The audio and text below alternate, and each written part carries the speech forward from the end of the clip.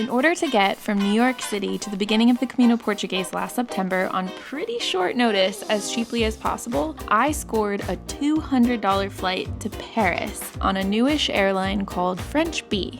$200. That's not much more than what it costs to get an Uber from Brooklyn to Newark Airport, which is also insane. From Paris, I could take a cheap flight straight to Porto, but I would have to endure a long, awkward layover in the airport. So instead of that, I decided to extend the layover and spend a night in Paris. I'm in Paris. I flew on this new budget airline called French Bee. That was the cheapest way for me to get to the Camino. Instead of doing like a weird 8 or 12 hour layover, I'm staying the night, doing a 24-hour layover since I haven't been to Paris in a while, and someone really special is going to meet me here tonight. One of my favorite people in the world coming in by bus tonight. So I actually might change my flight and stay one more day. This is my hostel for the night.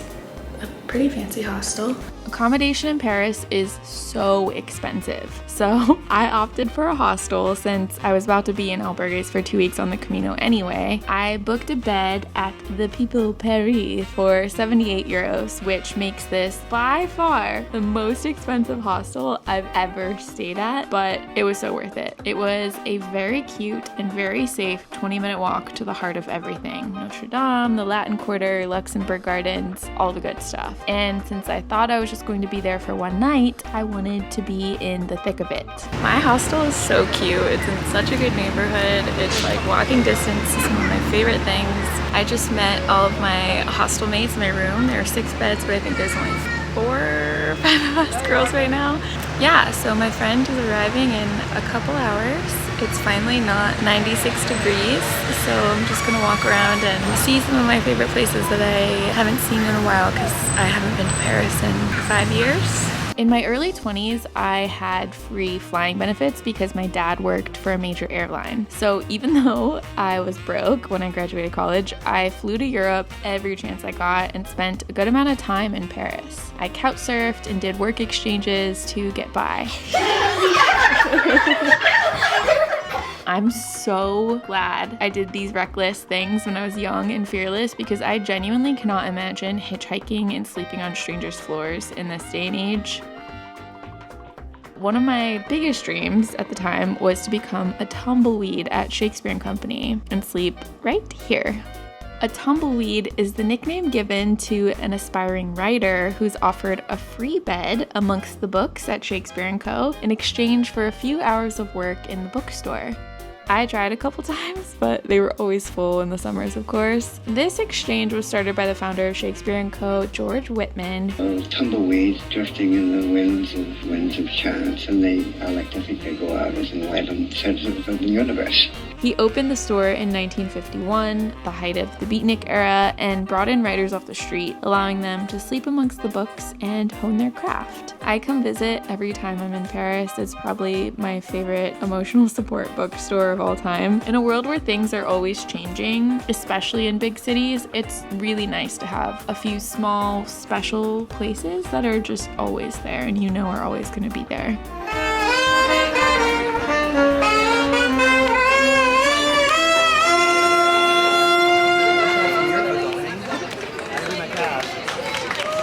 Last time I was here was after my last Camino in 2018, just before the Notre-Dame fire. This was my first time seeing Notre-Dame covered in scaffolding.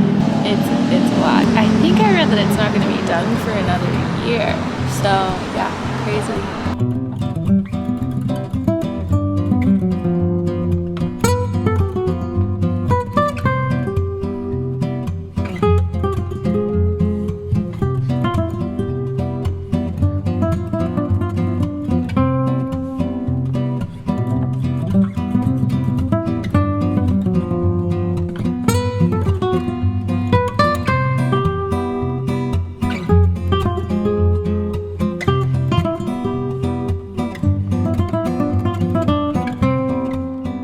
Walking around in the heat for a couple hours, I found a spot on a cute corner and ordered a glass of wine because my all-time favorite thing to do in Paris is to just sit outside and observe all the beautiful, perfect Parisian things happening.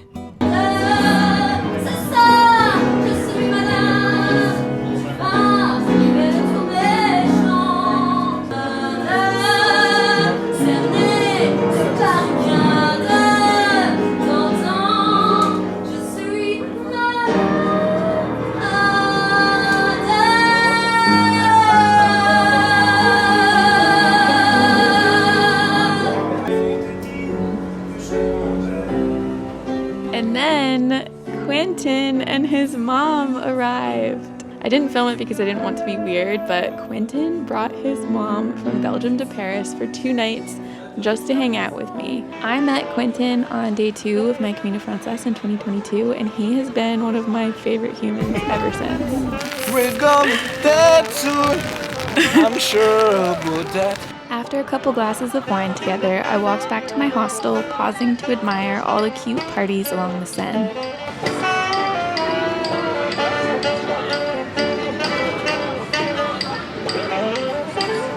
Okay, of course you can't tell as well in real life. That's the moon. It looks so crazy right now. This is stunning. So I extended my stay one more night, obviously, and for my second night, I moved over to the hostel that Quentin and his mom were staying in because it was less than half the price and in another very cute area of the city that I don't think I'd ever been to.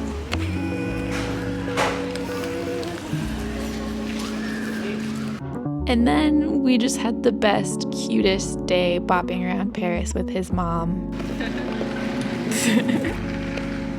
Getting to spend time with Quentin and his mom was such an honor. Like, I genuinely felt honored. C'est elle qui a réglé. First of all, I find it fascinating to meet friends' families and see little glimpses of how they became the way that they are. We can take a coffee there, no? Yeah, let's do it. Yeah. And my favorite thing about Quentin is how funny he is and that he's just constantly singing. And now I know exactly where he got that from. Gustas tú. Me gusta el París. Me gustas tú. Me gusta Nueva Mayor. Me gustas tú. Ah, nunca estuve en Nueva York. Nunca. Me gusta América. Me gustas tú. Me gusta el inglés. Me gustas tú.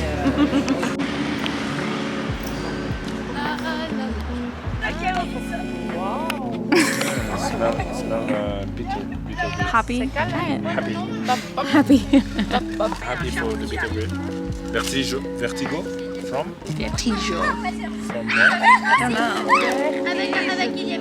Paris. It's from here. From here? Yeah.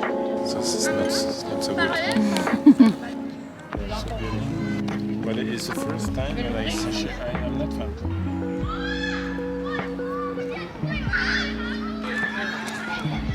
The different? Different French. So you say the S.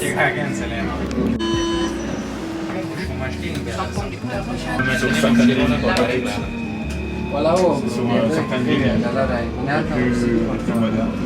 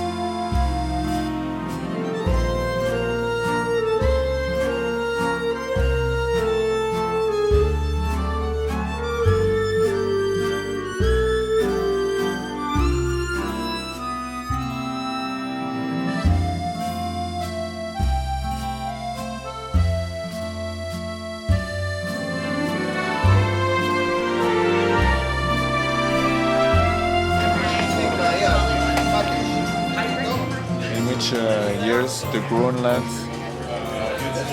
is gaining the territory. À quelle page doit-on le chant liturgique de l'Église catholique romaine? Jean, Pius et Jean Julius Gregor.